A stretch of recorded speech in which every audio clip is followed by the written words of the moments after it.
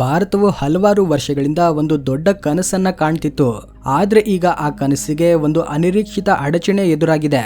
ಆ ಕನಸು ಏನಂದ್ರೆ ಭಾರತೀಯ ವಾಯುಪಡೆಯಲ್ಲಿ ರಷ್ಯಾದ ಶಕ್ತಿಶಾಲಿ T-160 ಸ್ಟ್ರಾಟಜಿಕ್ ಬಾಂಬರ್ ಗಳನ್ನ ಗುತ್ತಿಗೆಗೆ ಪಡೆದು ಅತ್ಯಾಧುನಿಕ ಬಾಂಬರ್ ಸ್ಕ್ವಾಡ್ರನ್ ನಿರ್ಮಿಸೋದು. ಆದ್ರೆ ಈ ಕನಸು ನನಸಾಗೋ ಸಮಯದಲ್ಲೇ ರಷ್ಯಾದಿಂದ ಒಂದು ನಿರ್ಧಾರವು ಇದನ್ನ ಹಳಿ ತಪ್ಪಿಸಿದೆ. ರಷ್ಯಾ ತನ್ನ ಯುದ್ಧದ ಅಗತ್ಯಗಳಿಗಾಗಿ ಈ ಬಾಂಬರ್ ಗಳನ್ನ ಯಾವುದೇ ಇತರ ದೇಶಗಳಿಗೆ ನೀಡೋದಿಲ್ಲ ಎಂದು ಸ್ಪಷ್ಟಪಡಿಸಿದೆ. ಇದು ರಷ್ಯಾ ಭಾರತಕ್ಕೆ ಮಾಡಿದ ಮೋಸನ ಅಥವಾ ರಷ್ಯಾ ನಿಜವಾಗಿಯೂ ಗಂಭೀರ ಸಂಕಷ್ಟದಲ್ಲಿದೆಯಾ? ಇದರ ಬಗ್ಗೆನೇ ಈ ವಿಡಿಯೋದಲ್ಲಿ ಸಂಪೂರ್ಣವಾಗಿ ತಿಳ್ಕೊಳ್ಳೋಣ. ಆದ್ರೆ ವಿಡಿಯೋ ಪ್ರಾರಂಭಿಸೋದಕ್ಕೂ ಮುಂಚೆ ಈ ವಿಡಿಯೋಗೆ ಲೈಕ್ ಮಾಡಿ, ನಮ್ಮ ಚಾನೆಲ್ನ ಸಬ್ಸ್ಕ್ರೈಬ್ ಆಗದೇ ಇರುವವರು ಸಬ್ಸ್ಕ್ರೈಬ್ ಆಗಿ. ಸ್ಟ್ರಾಟಜಿಕ್ ಬಾಂಬರ್ ಅನ್ನೋದು ಕೇವಲ ಒಂದು ಯುದ್ಧ ವಿಮಾನವಲ್ಲ, ಇದು ಒಂದು ದೇಶದ ಶಕ್ತಿ ಸಾಮರ್ಥ್ಯ ಮತ್ತೆ ವಿಶ್ವ ವೇದಿಕೆಯಲ್ಲಿ ಪ್ರಾಬಲ್ಯವನ್ನ ತೋರಿಸುವ ಅತ್ಯಂತ ಶಕ್ತಿಶಾಲಿ ಶಸ್ತ್ರಾಸ್ತ್ರ ಆಗಿದೆ. ಈ ಬಾಂಬರ್ ಗಳನ್ನ ಭೂಮಿ ಅಥವಾ ಸಮುದ್ರದ ಗುರಿಗಳನ್ನ ಖಚಿತವಾಗಿ ಧ್ವಂಸ ಮಾಡಲು ವಿಶೇಷವಾಗಿ ವಿನ್ಯಾಸಗೊಳಿಸಲಾಗಿರುತ್ತೆ. ಇವು ಶತ್ರು ದೇಶಗಳ ರಾಡಾರ್ ಗಳನ್ನ ಮೋಸಗೊಳಿಸುವ, ಆಕಾಶದಲ್ಲಿ ಭಯಾನಕ ನೆರಳಿನಂತಿರುವ, ಯಾವಾಗ್ಲೂ ಶತ್ರು ದೇಶಗಳ ಹೃದಯದಲ್ಲಿ ಭಯವನ್ನ ತುಂಬುವ ಶಸ್ತ್ರಾಸ್ತ್ರಗಳು. ಉದಾಹರಣೆಗೆ ಇಸ್ರೇಲ್ ಇರಾನ್ ಯುದ್ಧವನ್ನ ಗಮನಿಸಿ. ವಿಶ್ವದ ಅತ್ಯಂತ ಸುಧಾರಿತ ಸೈನ್ಯ ಶಕ್ತಿ ಎಂದು ಖ್ಯಾತವಾಗಿರೋ ಇಸ್ರೇಲ್ ತನ್ನ ಫೈಟರ್ ಜೆಟ್ಗಳೊಂದಿಗೆ ಇರಾನ್ನ ಪ್ರಮುಖ ಪರಮಾಣು ತಾಣಗಳ ಮೇಲೆ ದಾಳಿ ಮಾಡಿತ್ತು. ಇರಾನ್ನ ರಕ್ಷಣಾ ವ್ಯವಸ್ಥೆಯು ಒಂದೇ ಒಂದು ಜೆಟ್ನ ಹೊಡೆದುರುಳಿಸಲಿಲ್ಲ. ಆದರೆ ಅಮೆರಿಕವು ತನ್ನ B-2 ಸ್ಟೆಲ್ತ್ ಬಾಂಬರ್ ಗಳನ್ನ ನಿಯೋಜಿಸಿ ಇರಾನ್ನ ಪರಮಾಣು ತಾಣಗಳ ಮೇಲೆ ಬಾಂಬ್ ದಾಳಿ ಮಾಡಿ ಸುರಕ್ಷಿತವಾಗಿ ಹಿಂತಿರುಗಿತ್ತು. ಆ ಒಂದೇ ದಾಳಿಯಿಂದ ಇಡೀ ವಿಶ್ವವೇ B-2 ಬಾಂಬರ್ ಬಗ್ಗೆ ಮಾತನಾಡಿತು. ಇದೇ ಸ್ಟ್ರಾಟಜಿಕ್ ಬಾಂಬರ್ನ ಶಕ್ತಿ. ಆದ್ರೆ ಈ ಶಕ್ತಿ ಭಾರತದ ಬಳಿ ಇದ್ರೆ ಹೇಗಿರುತ್ತೆ?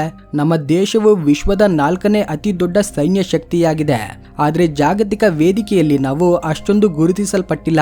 ಉದಾಹರಣೆಗೆ ಆಪರೇಷನ್ ಸಿಂಧೂರ್ನಲ್ಲಿ ನಾವು ಪಾಕಿಸ್ತಾನಕ್ಕೆ ಭಾರಿ ಹೊಡೆತವನ್ನ ನೀಡಿದ್ದೇವೆ.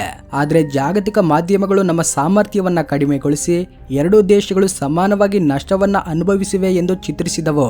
ಒಂದ್ ವೇಳೆ ನಾವು ಸ್ಟ್ರಾಟಜಿಕ್ ಬಾಂಬರ್ನ ಹೊಂದಿದ್ರೆ ಮತ್ತೆ ಪಾಕಿಸ್ತಾನದ ಆಕಾಶದಲ್ಲಿ ಅದನ್ನ ಒಮ್ಮೆ ಹಾರಿಸಿದ್ದರೆ ಇಡೀ ವಿಶ್ವವೇ ಭಾರತದ ಬಗ್ಗೆ, ನಮ್ಮ ಸೈನ್ಯ ಶಕ್ತಿಯ ಬಗ್ಗೆ, ನಮ್ಮ ರಾಜಕೀಯ ಪ್ರಾಬಲ್ಯದ ಬಗ್ಗೆ ಮಾತನಾಡ್ತಿತ್ತು. ಮತ್ತೆ ಶತ್ರು ದೇಶಗಳು ನಮ್ಮ ಕಡೆಗೆ ಒಡ್ಡಿ ನೋಡಲು ಕೂಡ ಭಯ ಪಡ್ತಿದ್ದವು. ಇದೇ ಕಾರಣಕ್ಕಾಗಿ ಭಾರತವು ರಷ್ಯಾದೊಂದಿಗೆ T-160 ಬಾಂಬರ್ ಒಪ್ಪಂದಕ್ಕಾಗಿ ಮಾತುಕತೆ ನಡೆಸಿತ್ತು.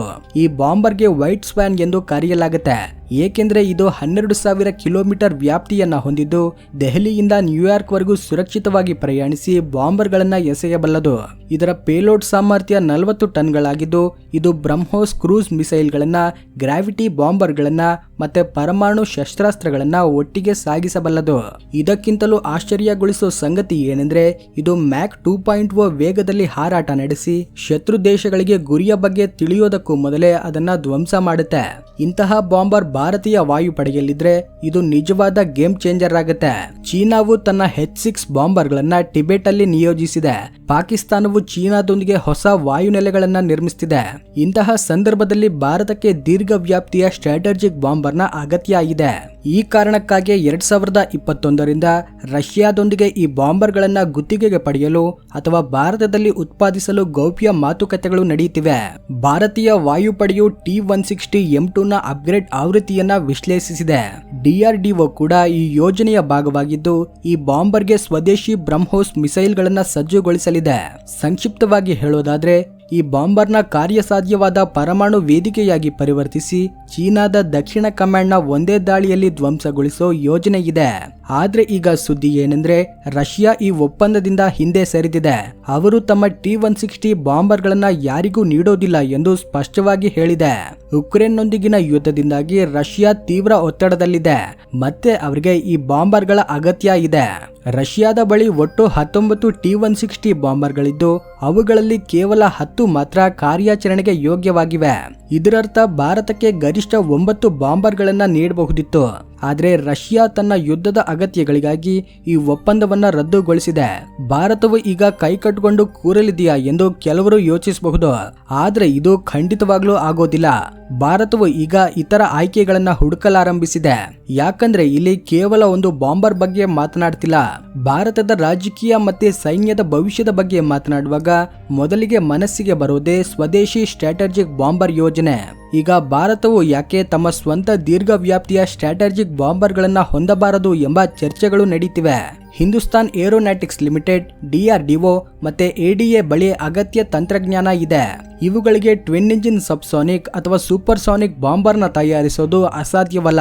ಇದು ದೀರ್ಘಾವಧಿಯ ಯೋಜನೆಯಾಗಿದ್ರೂ ಕೂಡ ಸ್ವಾವಲಂಬಿ ಭಾರತಕ್ಕೆ ಒಂದು ದೊಡ್ಡ ಹೆಜ್ಜೆಯಾಗುತ್ತೆ. ಮತ್ತೆ ಎರಡನೆಯ ಆಯ್ಕೆ ಅಮೆರಿಕಾದೊಂದಿಗಿನ ಭಾಗಿದಾರಿಕೆ. ನಾವು ಅಮೆರಿಕಾದೊಂದಿಗೆ B-21 ರೇಡಾರ್ನಂತಹ ಸ್ಟೆಲ್ತ್ ಬಾಂಬರ್ ಮೇಲೆ ಕೆಲಸ ಮಾಡಬಹುದು. ಅಮೆರಿಕವು ಸಾಮಾನ್ಯವಾಗಿ ಇಂತಹ ಅತ್ಯಾಧುನಿಕ ತಂತ್ರಜ್ಞಾನವನ್ನ ಯಾರೊಂದಿಗೂ ಹಂಚಿಕೊಳ್ಳೋದಿಲ್ಲ.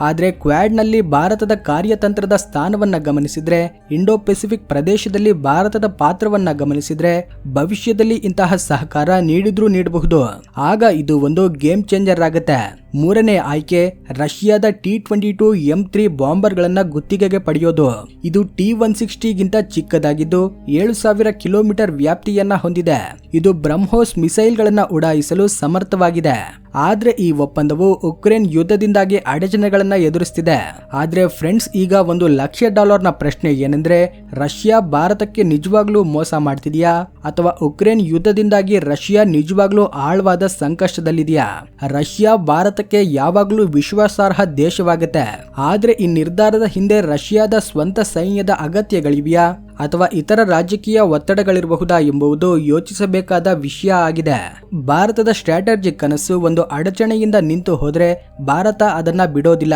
ಸ್ವದೇಶಿ ಬಾಂಬರ್ ಯೋಜನೆಯೊಂದಿಗೆ, ಅಮೆರಿಕಾದೊಂದಿಗಿನ ಭಾಗಿದಾರಿಕೆಯೊಂದಿಗೆ ಅಥವಾ ಬೇರೆ ಯಾವುದೇ ಆಯ್ಕೆಯೊಂದಿಗೆ ಭಾರತವು ತನ್ನ ಕನಸನ್ನ ನನಸು ಮಾಡಿಕೊಳ್ಳಲು ಮುಂದಾಗುತ್ತೆ. ಹಾಗಾದ್ರೆ ರಷ್ಯಾ ನಿಜವಾಗ್ಲೂ ಭಾರತಕ್ಕೆ ಮೋಸ ಮಾಡ್ತಿದೆಯಾ ಅಥವಾ ಇದು ಕೇವಲ ತಾತ್ಕಾಲಿಕ ಸವಾಲ?